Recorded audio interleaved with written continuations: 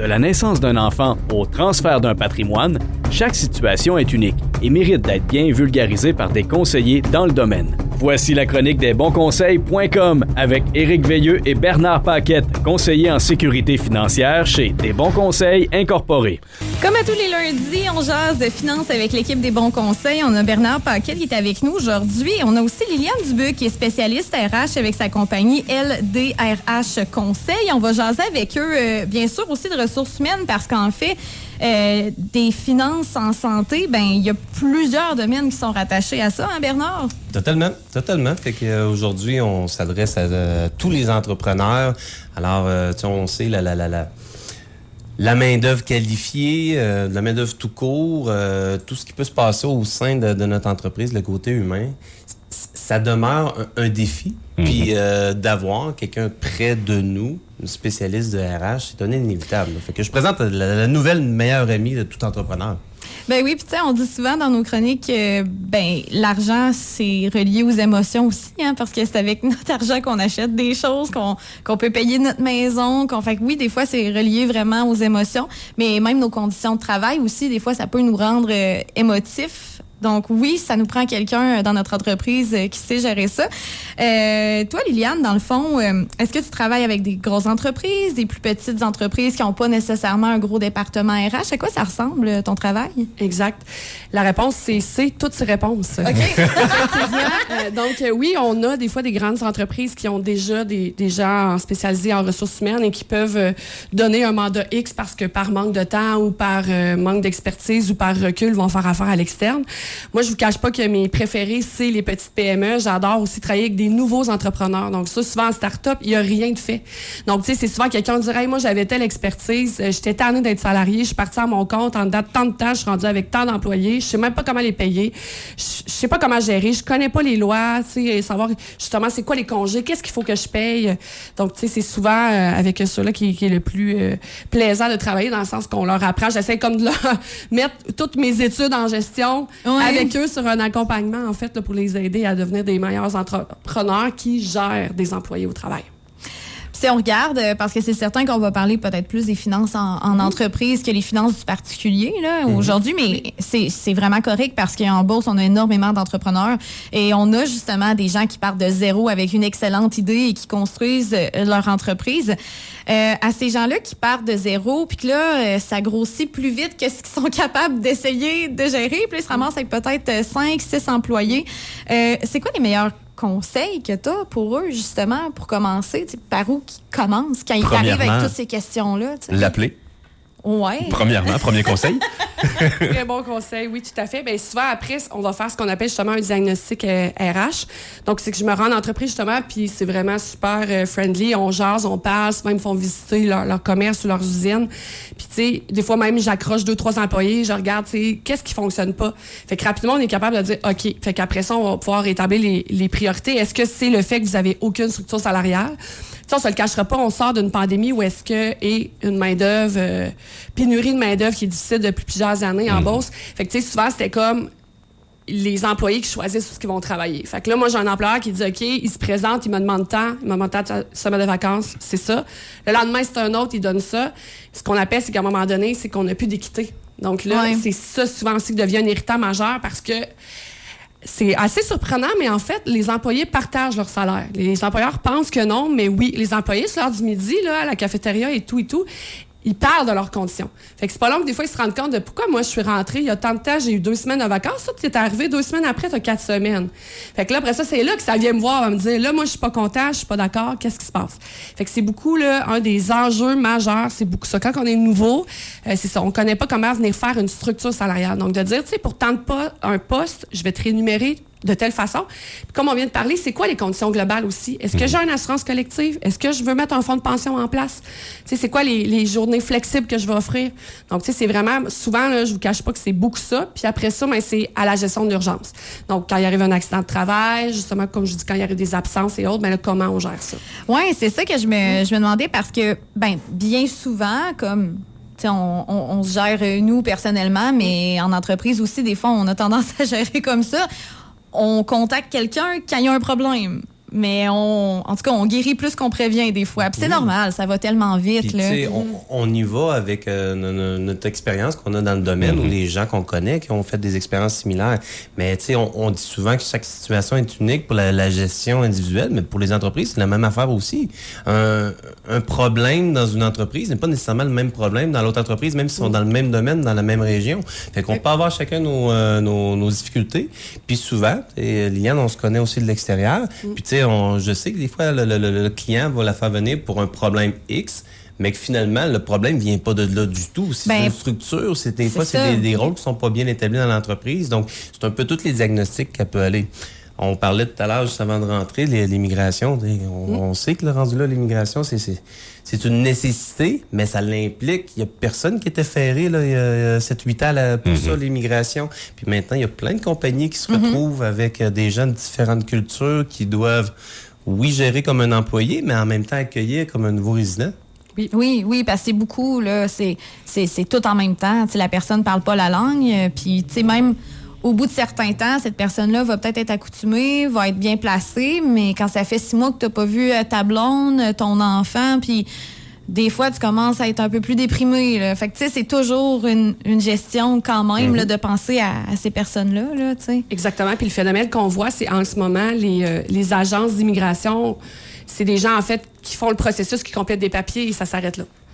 Donc, moi, chez mes clients, c'est souvent ça aussi, j'ai à gérer avec les gestionnaires en place de premier plancher, comme on dit, parce que, comme tu viens de le dire, sur certains temps, puis à un moment donné, on se le cache pas, quand on fait affaire avec l'immigration, le réflexe, c'est de les mettre, ils vivent en colocation. Fait qu'ils travaillent ensemble, tu sais, posez-vous la question, là. Moi, aujourd'hui, j'aimerais ça dire, hey, je travaille 40 heures semaine avec tous ces gens-là, mais en plus, je vis avec eux.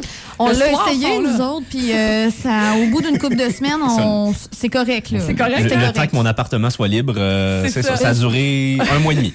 Il s'est sacrifié, il a fait beaucoup la vaisselle pour que ça fonctionne. Ça fonctionne, exact. Donc, tu sais, il y a beaucoup, après, vous avez raison, est-ce qu'il faut leur expliquer? Puis, au-delà de la langue, il y a les coutumes aussi, les valeurs. Fait que c'est ça qu'il faut porter attention des fois de leur dire. Moi, j'explique parce que des fois, ils m'arrivent en disant, bon, il faudrait que tu rencontres tel employé, j'aimerais ça avoir un avis disciplinaire. Mais première question, c'est que je vérifie pourquoi t'en es rendu là. Est-ce que la personne, elle sait comment ça fonctionne ici, le travail? Est-ce qu'elle connaît les lois? Ou de dire, autant de dire par rapport à l'alcool au volant ou quoi que ce soit, il y a un paquet de normes au Québec et au Canada, on va se le dire, là. On est très restreint, comparé bien des pays du monde. Ben, tu sais, moi, j'ai déjà entendu quelqu'un dire, j'ai sorti de l'argent à un policier, mais je savais pas qu'on pouvait pas faire ça ici. Je savais pas qu'on avait pas le droit. Moi, ça marche de même dans mon pays. Tu payes. Tu sais, il te donne pas d'amende très chère, mais tu le payes lui, puis tu t'en vas après. Là. Exactement. Puis dans sa tête, c'est bien normal, là. Mais puis je comprends que pour lui, dans sa tête, ça soit normal. Mais s'il y a personne ici qui a dit, faut vraiment pas que tu fasses ça, ben, tu sais. Exact. Oui, fait que moi aussi, c'est pas la première fois que je l'entends, qu'ils sortent de l'argent. Ils ont tout le temps de l'argent dans le coffre à gants, en fait, effectivement, au cas où ils se font arrêter. Oui, puis tu sais, c'est des affaires que nous autres, on pense pas parce que nous, c'est de même que ça marche. Puis tu sais, aussi, justement, une autre affaire par rapport à ça, se faire arrêter par la police. Mais tu sais, c'est toutes des choses que si tu jases avec les autres employés qui peuvent peut-être finir par te dire à un moment donné, mais quand tu parles pas la langue puis qu'il y a une barrière de la langue, c'est sûr que, en tout cas, tu l'apprendras pas. Mais tu sais, quand tu te fais arrêter par la police, faut pas non plus que tu sors de ton char, que tu ouvres les 4 portes puis la valise. C'est pas une fouille. Il y a aussi ce détail. Mais dans d'autres pays, quand tu te fais arrêter, c'est une fouille complète du véhicule. Puis c'est comme ça, tu sais, les lois sont différentes. Mais oui, effectivement, surtout quand tu es une petite entreprise puis que c'est la première fois, mettons, que tu accueilles, je sais pas moi, des Latinos pour travailler sur ta ferme. Si c'est plus gros, tu sais, dans une usine, ben là, il y a plus, on est habitué, mais en même temps, les gens, ils peuvent se perdre là-dedans, là, dans le sens que, les papiers sont remplis, mais après ça, ils sont laissés à eux-mêmes, là. Exact. Qu'est-ce que les employeurs sont capables d'aller chercher comme aide? Qu'est-ce qu'ils sont capables d'avoir comme outil? On est des spécialistes, des entrepreneurs d'un domaine très précis. Fait que rendu là, il faut s'entourer de personnes adéquates, connaissantes pour nous aider dans tout ce qu'on n'est pas expert. Il faut oser. Puis quand on ne sait pas où demander, à un moment donné, ben on met ça sur la pile de to-do, qu'on va éventuellement tomber dessus. Mais c'est facile de le procrastiner. Je pense que c'est important pour la santé financière de l'entreprise. Puis ça, vous allez pouvoir me le dire, là, que... Tu sais, quand nos employés, il faut pas attendre qu'il y ait un conflit entre les employés parce que souvent, ils vont juste quitter s'ils sont plus bien où ils sont. Puis des fois, le conflit peut être justement dans l'équité salariale. Puis même si 2 personnes s'entendent pas bien ensemble, des fois, la faute revient à nous qui n'ont pas mis des barèmes clairs dans l'entreprise, tu sais. parce qu'on l'a laissé sur notre to-do list trop longtemps. Tout à fait. Ce que je dis tout le temps à mes gestionnaires, qui dit mot consent. Donc, souvent, ils se disent tout le temps, ouais, mais je voulais pas m'en mêler. Ouais, ça veut dire que, dans leur tête, ça veut dire que tu acceptais ce qui se passait. Ouais. Donc, c'est à toi de mettre justement tes limites puis expliquer. Donc, une gestion de conflit, on va se le dire, plus on attend, plus la ballonne est grosse. Donc, c'est correct à un moment donné. Puis moi, j'ai eu des phénomènes, écoute, ou probablement qu'ils nous entendaient crier dans tous les autres bureaux, mais que ça devait passer par là, parce que des fois, on est émotif. Mais moi, tu sais, dans un respect, comme on dit, on fait comme une rencontre de médiation à essayer de comprendre. Puis souvent, moi, ce que j'aime bien, ce que j'amène, en fait, dans la salle, c'est un dé. Je mets le dé entre les deux personnes, puis je leur dis, toi, tu vois quoi? La personne va dire, exemple, je vois 1. L'autre personne va dire, je vois 6. Vous voyez, pourtant, c'est le même dé. Fait qu'on va reprendre la situation qui vous a mené dans un conflit, on va regarder qu'est-ce qui s'est passé dans vos perceptions. T'sais, c'est souvent des questions comme ça qu'on peut... C'est toujours une question de perception pour l'humain. Là. Tout à fait. Fait que ça, c'est une belle façon. Puis, tu sais, les employeurs, il faut comprendre, quand on fait faire, par exemple, un processus d'immigration, il y a quand même des frais associés à ça. Il faut comprendre que dans les dernières années, oui, on appelle ça un permis de travail fermé pour un employeur, mais en tant que tel, les gens savent peut-être pas que c'est quand même un permis qui est ouvert. Faut comprendre qu'on voit des phénomènes, là, sincèrement, là, il y a vraiment un manque, là. Il dit que ça va prendre 25 % des gens qui vont être des immigrants pour venir combler la main-d'œuvre en Beauce. Fait que c'est ce que ça fait, c'est que maintenant, les gens, ils s'arrachent les immigrants déjà ici. Donc, ils peuvent changer de place. Donc, en date de 4 mois, effectivement, ils peuvent décider, moi, je suis pas bien traité, j'aime pas, tu sais, comment ça fonctionne. Des fois, ils se rendent compte qu'en fait, ils ont comme une échelle salariale à part pour eux cachée qui est vraiment sous-payée, alors qu'ils font carrément le même métier qu'un autre Québécois qui est payé 2-3 $ de l'heure de plus. Ça se parle entre eux. Parce que les autres aussi se parlent entre eux. En plus, ils parlent la même langue. Puis ensuite, ils vont s'en aller vers une place où, justement, ils sont mieux traités, mieux payés, mieux acceptés. Parce que oui, ils peuvent changer. Il faut simplement qu'il y ait une autre entreprise qui les prenne sous leurs ailes, puis c'est tout, là. Exactement. Que ce soit des immigrants ou des purs Québécois, ils vont se parler entre eux, mais souvent le message se rend pas nécessairement aux oreilles du boss. Ils vont, ça fait que le conflit il est existant, puis le boss n'en est même pas au courant. Fait que d'avoir une tierce personne qui va aller au-devant, puis que les gens vont oser, parce qu'elle fait pas partie, elle signe pas le chèque de paye, fait qu'ils osent dire tous les trucs qu'ils n'aiment pas. Donc, c'est un incontournable. J'avais déjà un exemple aussi d'un employeur qui offre un fonds de pension. Puis là, il disait, mais non, les immigrants, ils n'ont pas à être sur le fonds de pension. Mais là, j'ai dit, explique-moi pourquoi. Ben parce que des fois, ils retournent dans... Oui, mais pour avoir un fonds de pension, ici au Canada, ça te prend un as, puis de payer des impôts. Ouais. Donc, pourquoi eux, ils n'auraient pas le droit à cette belle condition-là? Parce que même s'ils retournent vivre dans leur pays à leur retraite, moi, tu peux faire tu peux nous le dire, Bernard, tu peux faire des placements partout dans le monde, là, si ça te tente. Donc, tu peux avoir eu un fonds de pension qui a été... C'est pas juste ça aussi. La plupart restent, puis ils font venir leur famille, ils font toutes les démarches pour habiter ici, travailler ici. Puis il y en a beaucoup aussi qui même restent dans la région si ça leur plaît. Tu sais, il y en a des fois qui vont partir une couple d'années, aller voir à Montréal c'est quoi qu'il y a, puis ils vont se rendre compte que finalement, c'est drôle, puis ils reviennent. Ça arrive souvent. Hey, merci beaucoup, Liliane, d'être passée chez nous parler un peu des ressources humaines, parce que oui, c'est un volet qui est très important des finances, surtout en entreprise. Puis, si jamais il y a quelques entrepreneurs là, qui ont eu la petite cloche, je les encourage aussi à aller peut-être te téléphoner, visiter tes médias sociaux. J'imagine que tu as une page Facebook puis tout ça. Exactement, tout ça. Page LinkedIn, page Facebook.